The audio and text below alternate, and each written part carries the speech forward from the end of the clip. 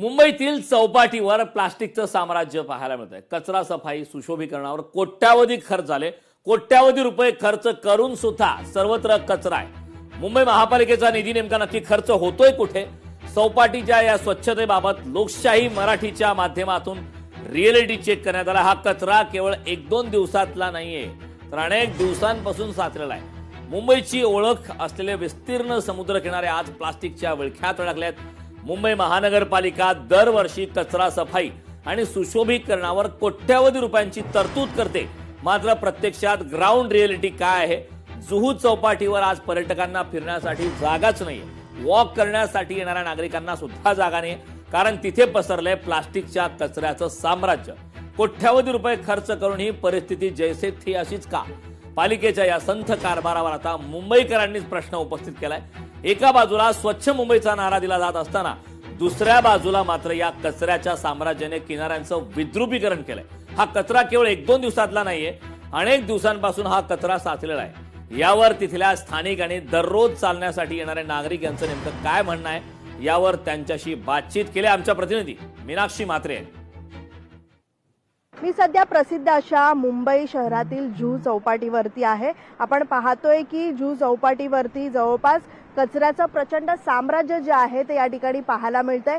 संपूर्ण जुहू चौपाटी जर आपण पाहिली तर या ठिकाणी प्लास्टिकचा कचरा असेल किंवा प्लास्टिकच्या पिशव्या असतील, बाटल्या असतील, इतर टाकाऊ वस्तूंचा ढीग जो आहे तो साचलेला या ठिकाणी पाहायला मिळतोय। इथे मॉर्निंग वॉक करण्यासाठी आलेले सर्वसामान्य आहेत, इथलेच नागरिक आहेत। सर, खरं तर काय सांगाल, ही परिस्थिती का निर्माण झालेली आहे? पहिल्यांदा जुहू चौपाटीवरती अशा पद्धतीत कचऱ्याचं साम्राज्य जे आहे ते पाहायला मिळतंय, विशेषतः प्लास्टिकचा कचरा पाहायला मिळतोय। या बीचवर गेल्या 15 दिवसापासून ही परिस्थिती निर्माण झालेली आहे आणि प्लॅस्टिकचा कचरा दररोज वाढत आहे। ही लोक इथं काम करणारे आहेत ते अपुरे आहेत आणि यंत्रसामुग्री अपुरी आहे, त्यामुळे इथला जो कचरा गोळा होतो तो गोळा झालेला कचरा बाहेर नेला जात नाही, तो इथं साठवला जातो आणि परत लाटेच्या माध्यमातून ते परत आत जातं। असे हे खेळ सुरू आहेत, त्यामुळे हा कचरा जोपर्यंत इथनं लिफ्ट होणार नाही तोपर्यंत ही समस्या अशीच राहणार आहे। यामुळे प्रचंड महिला वर्गाला त्रास होत आहे। मॉर्निंग वॉकला येणारे जे सिनियर सिटीजन्स आहेत त्यांना प्रचंड सहन करावा लागतो, त्याचा त्रास होतो। इथला कचरा जोपर्यंत डम्पिंग ग्राउंड पर्यंत जात नाही तोपर्यंत हा कचरा असाच राहणार आहे आणि या 15 दिवसात जर साठवलं नाही तर याचे गंभीर परिणाम इथल्या माशांच्यावर किंवा जे सागरी प्राणी आहेत त्यांच्यावर सुद्धा पाहायला मिळणार आहे। तरी सर्वांनी याच्यामध्ये लक्ष घालून लवकरात लवकर ही समस्या दूर करावी। पालिका प्रशासनाला आता तरी जाग येते का? आता तरी कारवाई करते का? याकडे देखील लोकशाही मराठीचं प्रामुख्याने लक्ष राहणार आहे। व्हिडिओ जर्नलिस्ट अनिकेत गज्जाचा मिनाक्षी म्हात्रे, लोकशाही मराठी, मुंबई।